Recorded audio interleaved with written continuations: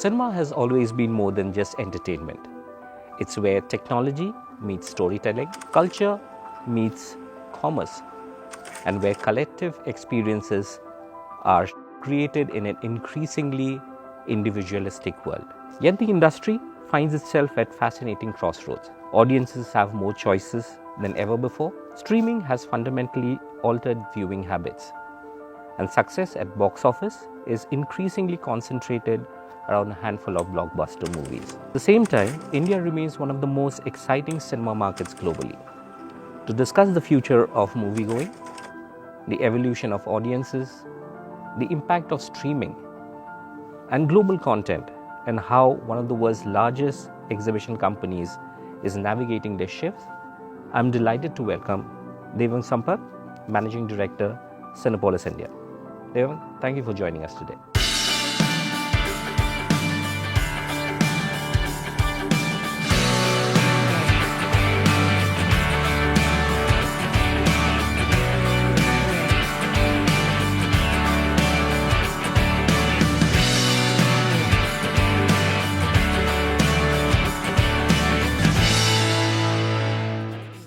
So Cinepolis has over 500 screens in India, 41 cities, welcomes over 40 million guests. What does India business look like to you today in terms of growth, profitability, and contribution to global Cinepolis, network? After all, movie going is still, a discretionary spend. It is. It has always been. Movie going is something which uh, is by choice, and as we know that over many decades, movie going has continued to remain like even if it is discretionary, it is the spend that is always goes in priority one. Having said that, talking about Cinepolis, Cinepolis is in, as you know, it's a Mexican chain. We entered India way back in 2007. We've started our first plex in Amritsar in 2009. It's a global giant with around 7,000 screens that we operate in 18 countries globally. And talking about India, we are now 500 screens, as you rightly said. But more importantly, Cinepolis India contributes almost 14 to 15% of our global admission. Of course, it comes at a lower ticket price than compared to any other matured market, but still, it is an important market for our global growth point of view. And at the same time, I do see that we will continue to expand in India. So whether talking about growth, whether talking about expansion, India remains not only in terms of second largest that we are there within the Cinepolis circuit, but India remains as the number one priority outside of Mexico for us to grow. Mm, right. So India is, increasingly and has always been a very competitive market when it comes to cinemas. So how do you differentiate between your competitors when it comes to your viewers? Because they have a lot of choices, both in terms of cinemas and outside cinemas. Look, I mean, any business is competitive, but with 55 years of experience that Cinepolis brings in, a lot of innovation that we keep doing. But to be honest, as of now, it's not the competition between the two operator of a movie theater. India is that way very fragmented. You see that in India there are about 9,500 screens. If you talk about when we entered India, the number of screen count was 9,500. As we speak, from 2007 to 2026, the number of screen count still remains 9,500. So it's just consolidated. It is not only a consolidation, but also I would say a lot of single screens have started declining, and multiplexes have started taking over. And I wouldn't call that as a big differentiator for Cinepolis because, of course, when we entered India, we were the first one who came with a few basic rule which was not happening or which India had not seen. For example, a gourmet food. We said that we will not have those packaged food in our cinema halls. We will serve a gourmet food. Food became like a big differentiator for Cinepolis. In our internal language, as we say that in Audi, no compromise at all. Cinepolis comes with the strength of we have to have a best sound, we have to have a best projection system, we have to have a best chair, whatever is available not only in India but in the world, and that is what a global exposure that Cinepolis brought into India, and you know we were the first one to go 100% 2K digital. When I say 2K digital is there used to be like a film and an analog print that used to come. Then people started installing projector, which was more like what you use in our offices. But then we said, no, no, no, let's go with the projection system again, which is approved by the producer body. They love the way so the chances of piracy is practically nil. And we install those projections. But I don't want to go about the technicality of what we do. I think in today's date, as an industry, we are fighting, or rather, I would say, we are um, talking about share of our uh, footfalls compared to what they are spending maybe at the live events. To be honest, OTT for me is not a competition. OTT for me, it's actually adding value to our overall scheme of thing. But how do I bring people out of home? And what I could say is that with all the industry efforts that we have put jointly, now people are coming back to cinema hall. So, uh, of course, their frequency has reduced, but what we see from our data is that 100% of the people who were watching movie before pandemic, now those 100% people have started coming back to cinema halls. In fact, we have recruited more. The challenge that we see is their frequency. So it's, let's say, initial or post pre-pandemic, if we had 100,000 people coming to our cinema hall per screen per year, 100,000 people per screen per year, that 100,000 people have become 80,000. But it is not that number of people who the unique number of people have reduced. In fact, they have increased. We are seeing with the new initiative like Tuesday that we offer pan India with a discounted price. The cinemas, the contribution of Tuesday and Sunday are now equal in terms of footfall. So Tuesdays have become new Sunday. So that's how we don't look at how do we only win. We are looking at that this industry has to sail through many challenges that we have seen in the past, and then come back stronger. And that's how I'm seeing this is happening. So if you see the crowd of the footfall for Tuesday is very different from a first day first show movie. I mean, as we had seen, I mean, even for the biggest blockbuster, when you open a paid preview, people don't mind paying any price. Odyssey is coming, Durandar we saw, and the moment we open advances, price is not a factor. They want to make sure that they want to see a first day, first show, and for that they don't mind paying premium. So we are balancing it right, and I think the differentiator for Cinepolis is that we will continue to contribute towards industry about how do we take the industry along, and then of course gain right and fair share of our market share from the industry that we get. When you talk about the Tuesday shows, Right. is it more of youngsters? Yes, yeah, no, and in fact, you will be surprised. We were also thinking it will be only youngsters, but even senior citizens. So senior citizen and youngster, and that combination is really helping this Tuesday to grow, and those are I would say a complete new set of audiences which have started coming, which probably they were not even coming before pandemic. Right. Why I say that is because during my college days, Uh-huh. the discounted days, I think it was a Tuesday, Thursday, Right. in many of the cinema halls. Those were the days when we would Right. prefer to watch the morning show Correct. because that used to be at 60 rupees or something like that. Correct. Correct. So yeah. But coming back to your point on COVID, what are the other structural changes that you've seen when it comes to the post-pandemic period?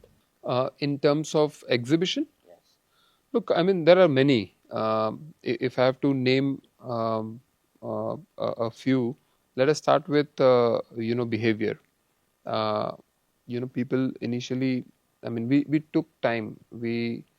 Uh, and by the way, this is not India specific. It's a global phenomenon, and we have a reference of 18 countries. So we know that it was initially very difficult for us to bring people back to the cinema hall. So what we started doing is first started understanding the behavior of people about how will they come out, right? We started working very closely with the production house. पहले क्या हो रहा था, we were working in silos. Producers were making their movies, we were building our cinemas, and then they'll come with their marketing strategy, they will market the film, and our job was to make sure that when customer is coming to watch a movie, they are happy, and that's it. But now we have started interacting together. We have started to understand how do we bring people back, how do we recruit more people, and what kind of content are they looking at. Now producers are more open to not only execute the ideas that they had, but to look at doing research on what customer wants. So they are on the floor at the cinema hall looking at talking to customers, and then what do they like, what do they don't like, and basis that started making content. And I would say one big change, especially movie going pattern, has happened is that before pandemic, what was happening is that uh, you had one star, a big star of Bollywood or of South India. Uh, they were standing in the poster, and the name is written of the movie. That was the creative, and the shows are always houseful. But now it has changed. What has changed is people now, thanks to again OTT, uh, the directors are known, the script writers are known, they know who is editing the film. Basis that they make the decision to go for a film. So it's not only about actor. So post pandemic, this is what has changed, and of course, in that process, a lot of people from outside of South of India started to recognize the South Indian content, and that content has now become a national content, and likewise for many other languages. So what I see is that this is the trend which will continue to happen, and that's a positive trend for uh, one local movie to become like a pan India film. Mhm. Right. There was also a premise a few years ago that regional cinemas, the South Indian cinemas that you've Right. talked about, they would ultimately do much better than Bollywood. Is that a correct assumption? I would say it's not why only South. I mean, I don't know if you've heard about this movie called Lalo in Gujarat. I mean, that movie has started to, clock like one regional film made of a very tiny budget. I mean, it wouldn't be fair for me to put the exact number on the cost of production, but I think it would be like less than a crore rupees, going on to build 100 crore, and that is only because the content has a strength, and then it went, not only pan India, but in UK, in Middle East. So the markets are open, audiences are there everywhere. If you build a good content, whether it is from South, whether it is from North, Punjabi movies, and South, sitting in the outside of or in North, we can easily speak about South, but no, South is not one language. I mean, there are multiple language within South, and then they also have their own behavior.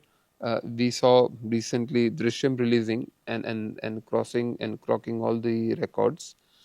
We had multiple movies. I mean, look, who knew, and I keep giving this example multiple time, but who knew Yash before pandemic? I mean, it was the same KGF 1 which came from Canada, and from, let's say, Bangalore, you had this movie releasing. Suddenly the KGF 2 became so big, and that is again thanks to you know uh, people started recognizing the quality of production that one state has done, and that has the potential to become pan India. So just to answer your question, why only South of India? I would say India, we have multiple states. Each state has their own dialogues, and with that dialogues, they are making that creative content.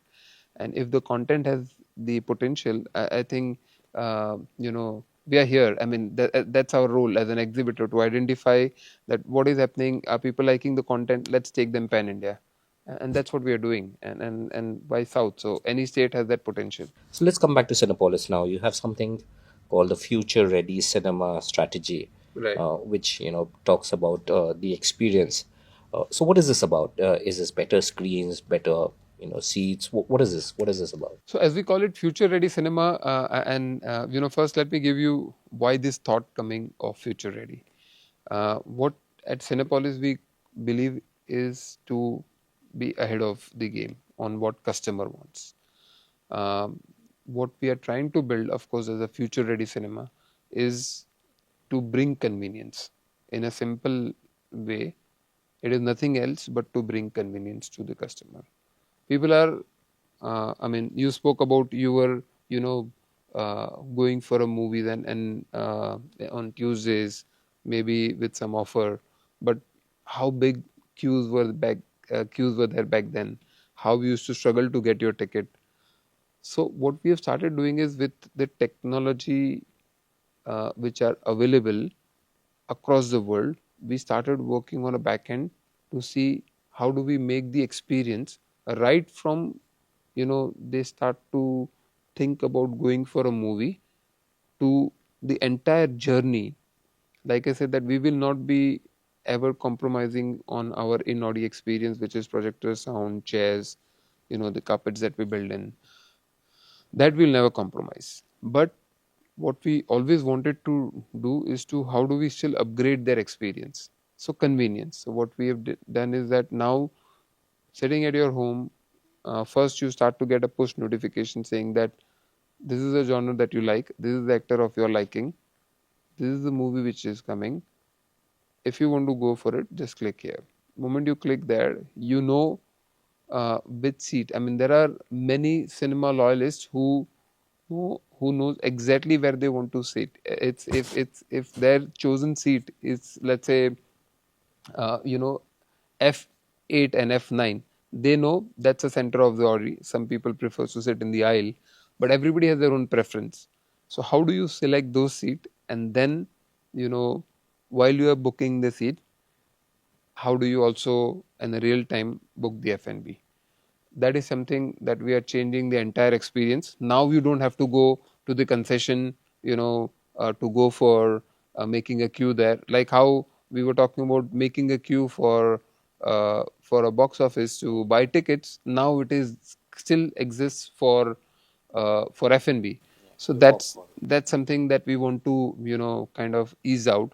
So there is an app, you real time book it, and then you have an option to let in the app itself know that whether you want this in your seat during the entry or during the interval, and those options are given. That is something, and it sounds that easy, but for that a huge back end change was required. We had to work with our technology partner to work on the entire back end, and now we are ready. And those all our future cinemas that we are building, and that we have built recently, are future ready in terms of how do we make sure that the convenience of the customers is given the topmost priority. Right. So you've expanded rapidly in the tier two and three cities as well. So are these cities growing faster than your metros?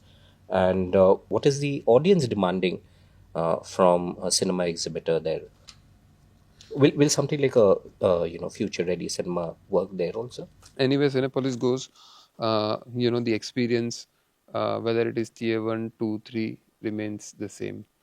And that's something, like I said, is without any compromise on in Nodi. Of course, in lobby, we might do some fleshy interiors basis the requirement of the local flavor.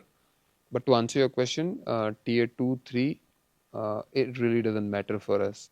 For us, and we've been looking at India macro market quite closely. What we do look at is the catchment, a given catchment. Within, uh, you can say, 5 kilometer radius, what is our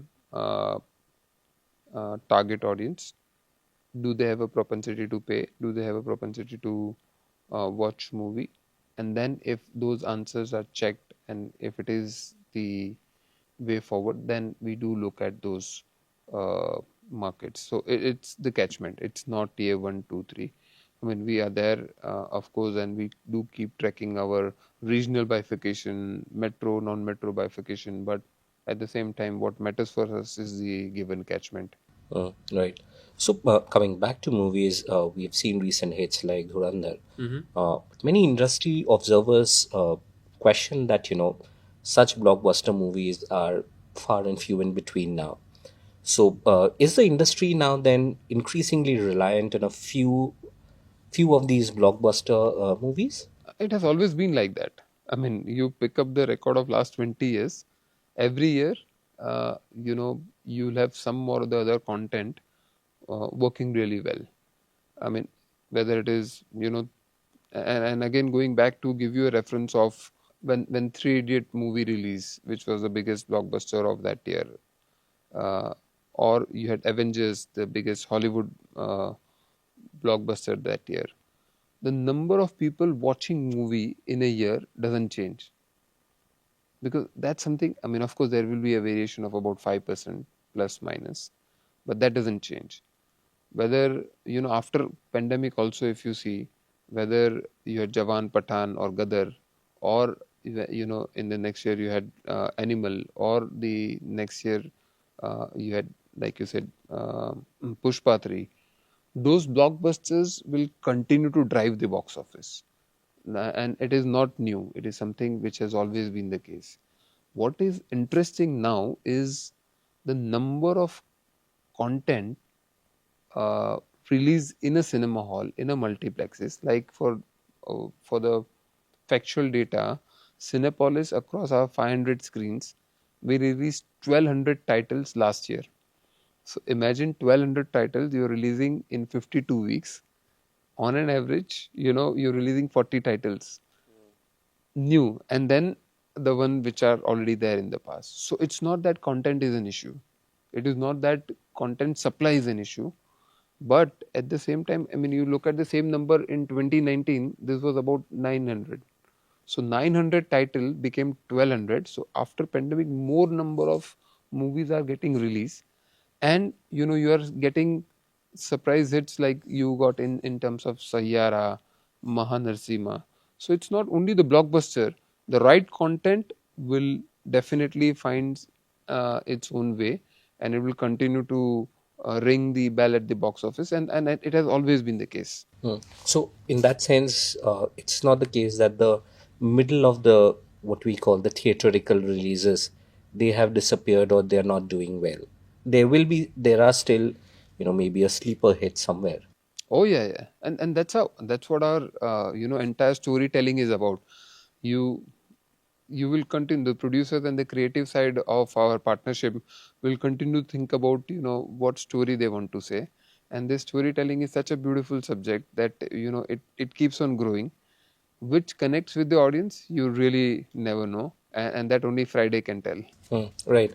We'll come back to the OTT part where there's always been a concern that streaming services and the effect it has on cinema and the audiences. What are your views on it? Has OTT made things easier for you guys, tougher?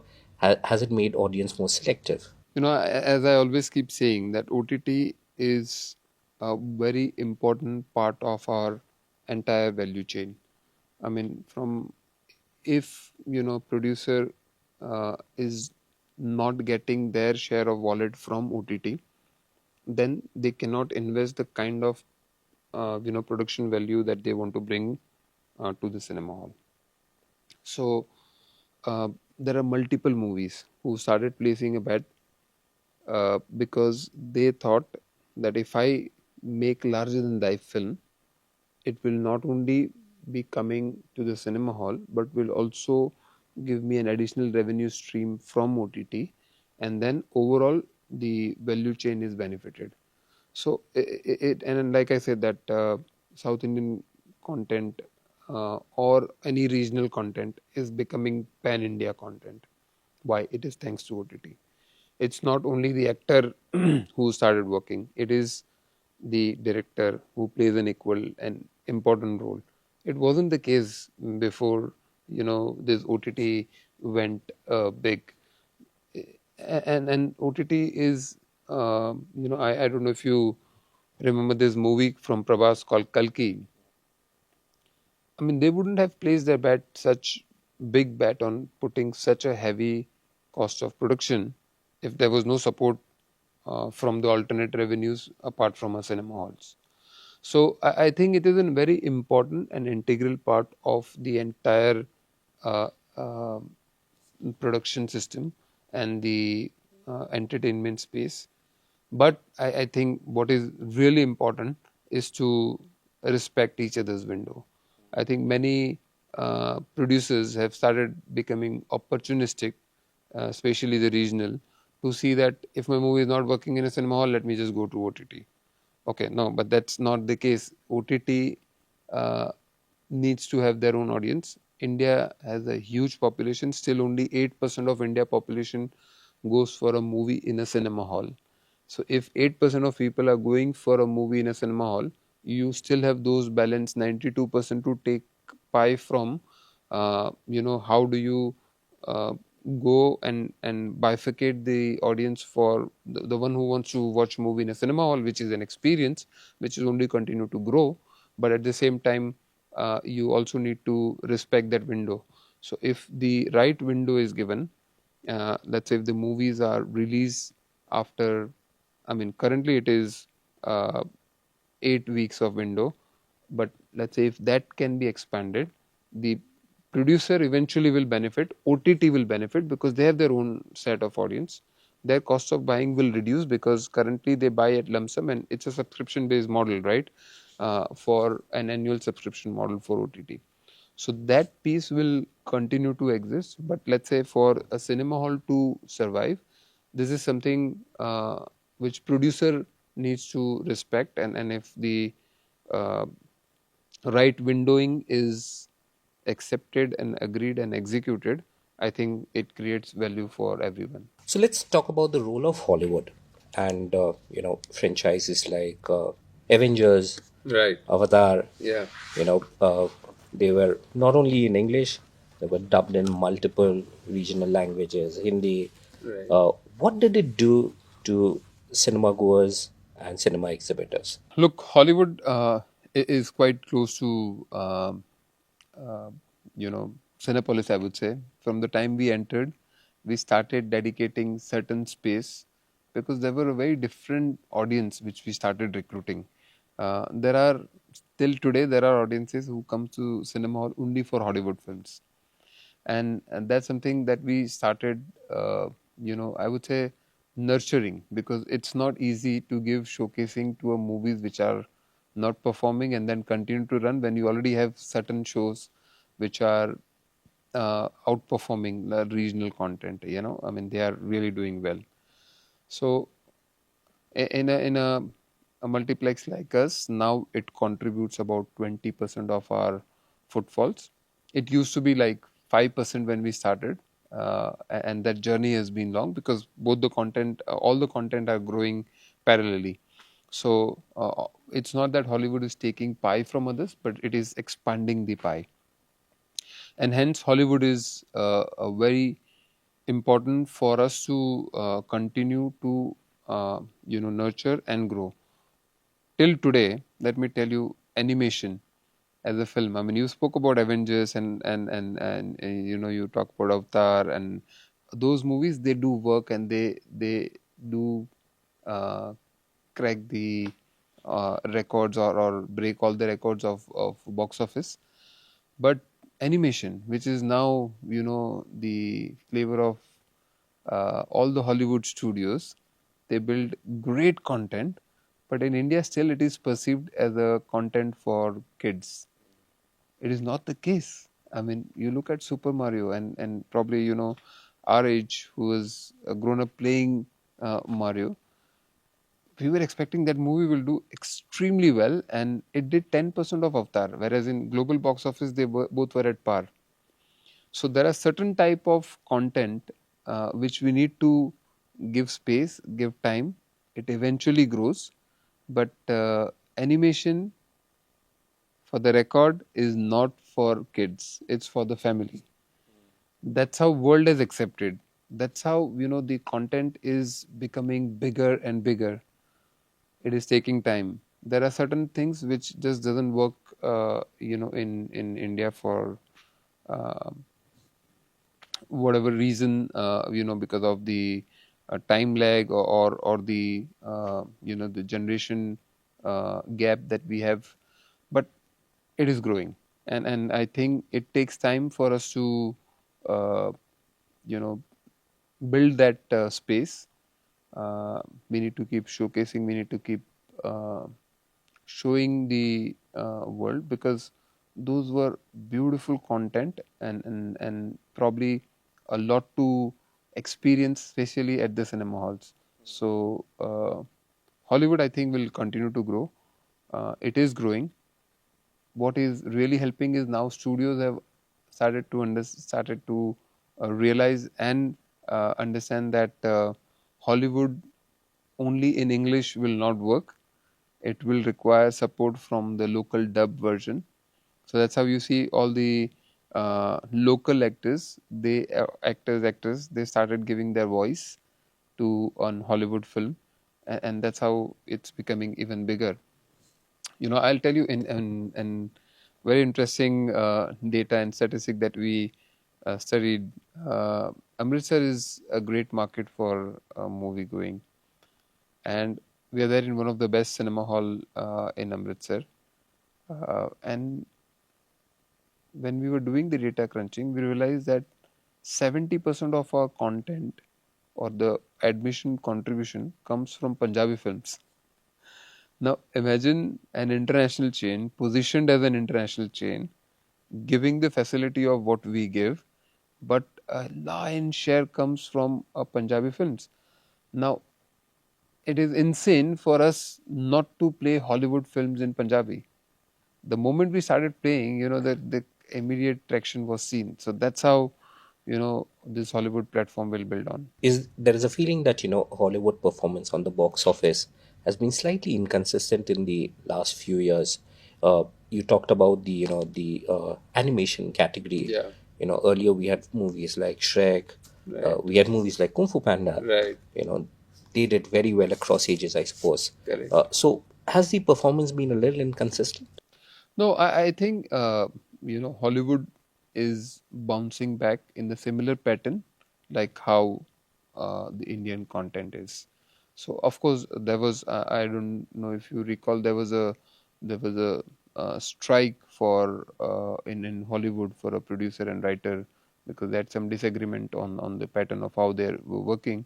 So that's how the content making and the release was on hold for some, or suspended for certain period, and that's how we saw some dent in 24.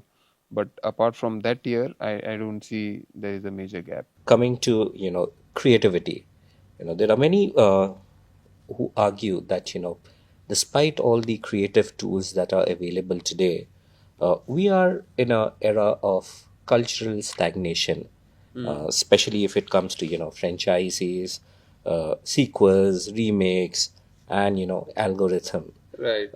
Do you see evidence of that in cinema? Look, I mean, and like I answered previously, I'm not the right person to answer that question, because creative is something, it's a very different part of the world. We really don't understand that, and honestly, it wouldn't be fair for me to comment on how the creative space work, because those guys are doing fabulous job. They know what needs to be done, and the only thing we can give them is the reference of our data to share how the behavior of people have changed.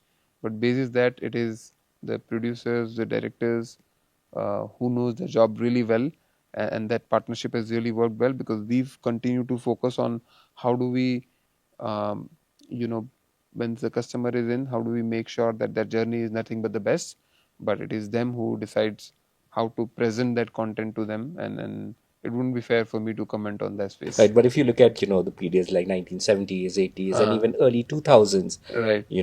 people will say that there are fewer truly transformative cinematic moments now? Right. Or is it nostalgia which is, clouding the judgment? No, it depends. I mean, every decade you will see something changing, and if you look at Sayyara, I mean, maybe the nostalgia for you and me is what we saw during our early childhood. Maybe for this young generation, and let me give you this anecdote. It is very interesting, and we went to see a movie called Sayyara. It released last year, and then uh, my daughter said, uh, "Let's go for this movie together. We've seen that it's something which is really working well." I said, "Okay." Three of us, me, my wife, and my daughter, went for a movie. Three of us were sitting, and coincidentally, the one couple and her daughter came in the same show, and they were sitting next to us. So, so six of us are watching movie. The two daughters are sitting together. At the end of the movie, um, they both were crying, and four of us were laughing. And both of them, they came to us, and we didn't knew them, right? I mean, it was a different family, and but a similar age group. So uh, so my daughter came and asked me, I mean, what was there to laugh about it? I said, no, what you saw is something which you are experiencing, and we know what happens after that, and that's how we were laughing. So so that's the change, and talking about movies like 70s, 80s, 90s is very different. I mean, it is something which you relate only while you're growing up. So it's not that पहले creative अच्छा बन रहा था or now the creatives are not that good. No, I don't think it is anywhere close. Every decade has their own flavor. Like, who would think, again giving back example of animation, would become like movie like Inside Out, or this would become like the biggest blockbuster of all time? No, I mean, it wasn't the case. Now all the studios are heavily investing on animation. So it's not about every decade. I mean, we and there is an audience, especially for India. There is an audience for all type of content that we build. Look at Mughal Azam that we released. I mean, it was the producer thought that there is an audience still there, and then they shot in. I mean, they converted them into black and white to color, and then we released in our cinema halls, and it did well. So there is an audience. And Sholay, for that matter, released in 3D. So I mean, there is an factor while we were growing up about how the movies were behaving, and now the second generation will see a very different way. Mm. What is the role of social media in all of this? Every movie release now is like a public referendum within, couple of hours of its release. So, what kind of pressure does it put on producers and cinema exhibitors then? Look, I mean, I would say that it has become more transparent. With social media, it can also help you, and it can also destroy the movie in the first day, if for the lack of word, if I can use that word, on the first day itself. So if the content has merit, it can go berserk. Like, we spoke about many small budget movies started spreading and going viral. And even for that matter of fact, if you look at Durandar 1, the opening day collection was not that great. In fact, after long that we saw that the second week collection was bigger than the first week. And why it happened is only because of social media. So of course, like any other marketing medium, as we call it, it has its pros and cons. But I think the producer needs to take that into their stride to say that, you know my content has a merit, I will market it. Once the word of mouth is positive, social media will take it over. What are your plans when it comes to Cinepolis in India, and how do you see your growth panning out? Look, like I started my conversation with, we strongly uh, believe that movie going and watching movie in a cinema hall is not going to go anywhere. People enjoy that. I mean, the same movie you watch at home with a lot of disturbance versus what you see it at a cinema hall has a huge difference. It's an experience that you go apart from content. When you are together with the crowd, you want to laugh together, you want to enjoy the moment together, and that gives you a very different experience. India is largely under-penetrated market, I would say, in terms of number of screens. Even with you know uh, screen density being one of the lowest, we have 8 screen per million population compared to mature market has about 120, 130. So the headroom is quite large, but only 8% of the India population is watching movie in a cinema hall. That too, the biggest movie of all time. So the headroom is huge. So for Cinepolis, we think, and this is how we are acting. I mean, we started, expanding even after COVID. When COVID happened, we were about 300 screens. Now we are about 500. So we are almost, growing uh, close to double because 100 screen more we've signed.